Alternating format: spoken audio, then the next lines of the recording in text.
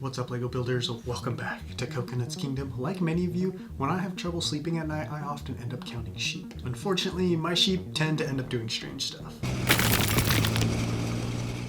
Bruh. Today, I'm combining my love of World War II tanks with my weird recent obsession with sheep and build a mock I've been thinking of doing for a while now. If you wish sheep drove tanks in your dreams, don't forget to open fire on that like button, and let's get building. First things first, we gotta build a wall to keep these guys away from any tanks.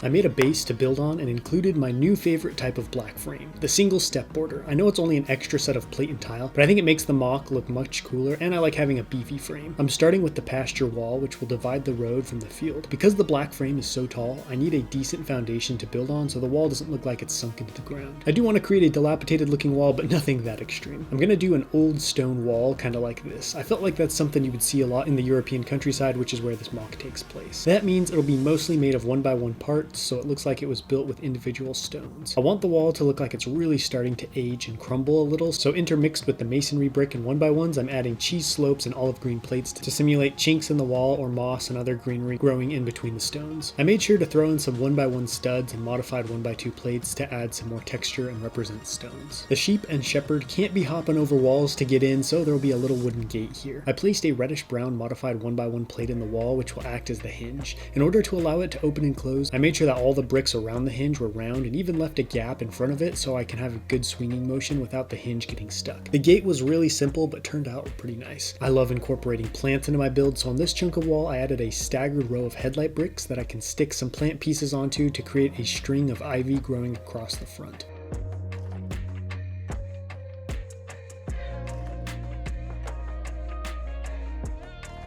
The most important part of the wall is this broken part. I want to have the tank crushing it as it drives into the pasture, and I've learned from painful experience it's very easy to break a Lego mock, but much harder to build a Lego mock that looks broken.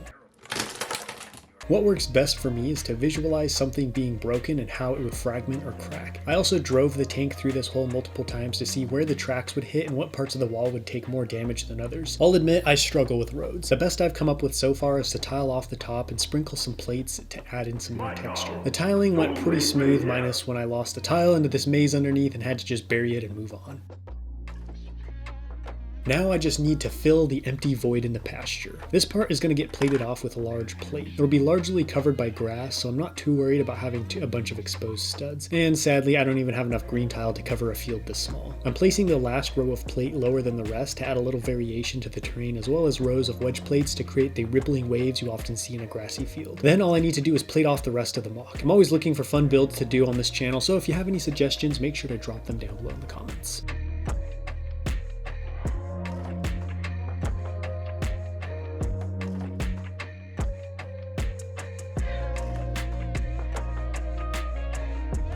I don't want to blanket the entire build with it since I need to fit the sheep and minifig, plus it's a pasture so parts of it will have been mowed short by the grazers. Patches here and there with paths running between them should do the trick. I'm sure you're dying to see the sheep at this point. I prefer smaller brick-built animals to molded ones. I don't know why, it just feels more like a challenge trying to get a cool brick-built creature into a mock over just getting a molded one. I built these so long ago I can't remember where exactly I got the idea from. I think it was a castle mock of some kind. I'm pretty sure it was one of Mark of Fallworth's builds.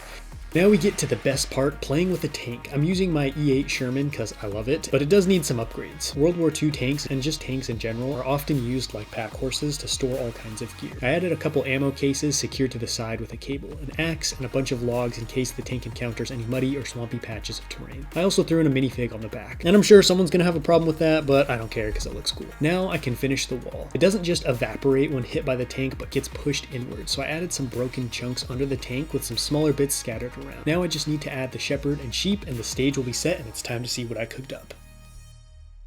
Mondays can be kind of a drag, but this one just got a little more interesting. Celine was peacefully letting her herd out to pasture when a massive Sherman tank rumbled up the road. Normally this would turn the heads of anyone nearby, but by this late in the war, tanks coming and going was a near daily occurrence for Celine, and she paid it no mind. That is, however, until with gears squealing and engine roaring, it abruptly turned and crashed through the stone wall of her pasture. With a startled shriek, she ushered her sheep out of the way as the tank cruised by. "Sorry ma'am, German heavy tank platoon spotted at the other end of this field. We've been ordered to engage," yelled an infantryman riding riding on the back as the tank rumbled off into the pasture looking to meet up with the rest of its company. It feels good to finally get this story out of my head and onto the mock table. Unfortunately, I wasn't able to build as big as I originally wanted and include the German heavy tank platoon, but I'm slowly building up the right parts and we'll do this mock proper justice someday. Don't forget to let me know what you think of this build in the comments, and until next time, happy building.